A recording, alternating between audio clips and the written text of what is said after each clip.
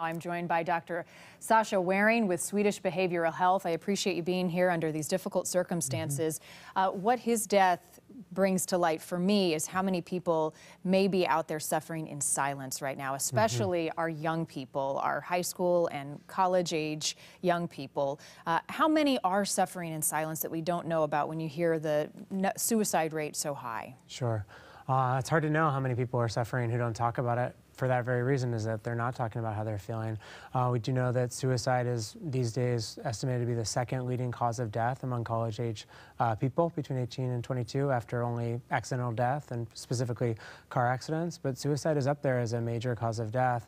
And there's probably a lot more people who are having thoughts about suicide and experiencing depression, and we may not know because they don't get to that ultimate stage of attempting or committing suicide. So what prevents them from seeking help? What is the biggest hurdle for somebody who is struggling? Yeah, well, I think that depends a lot on the situation, who the individual is, and what part of our society they're in. There can be all kinds of barriers to accessing care, and that's even when somebody is ready to and is looking for help. So things like insurance coverage, knowing who to go to, knowing which people are likely to take their concerns seriously. There's a knowledge gap, but also stigma around mental illness is still real. Hopefully we're working to change that in our society and let people know that depression is a biological illness, that psychiatric illness in general has a strong genetic and biological component, that it can affect anybody of any age, any gender, any race, ethnicity, socioeconomic status, so it doesn't discriminate in those ways, and therefore this is not something to be embarrassed about, but something to speak up about and get help with,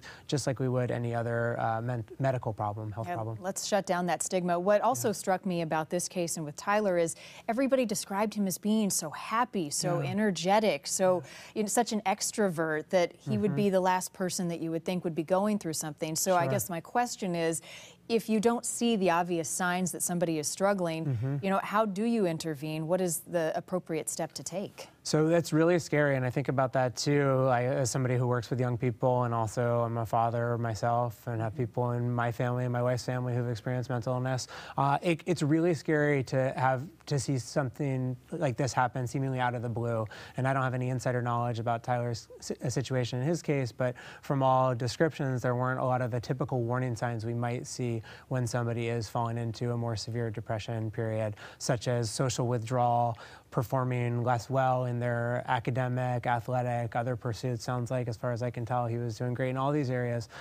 So that is to say that most people, maybe not in this situation, I don't know, but most people who do end up going on to commit suicide, they do present to a doctor or a therapist with mental health concerns in the month or two before this actually happens. So oftentimes there are more warning signs than there may have been in a situation like this. And my last question for you is, if you are a parent or a caregiver of somebody who is young, who you're about to send off, to fly the nest, right? Go off to college, start their life as an adult. What would be your advice for them, the conversations that they should be having to arm them with the tools they need to fight something like mental illness? Sure. So there's a lot, but I would say I would emphasize there's always people who are going to love you. We'll be there for you no matter what.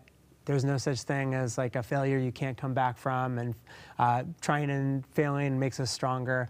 That if you ever need help, we can help you. You have friends who can help you. There's mental health and medical providers on every college campus in this country who are there, whose function is to be available in times of mental health or medical need. So talk to somebody about what's going on if you're having a hard time. Help is always there. Dr. Sasha Waring, I appreciate your time on this difficult topic. Important that we continue to have this conversation. Thank you for having me.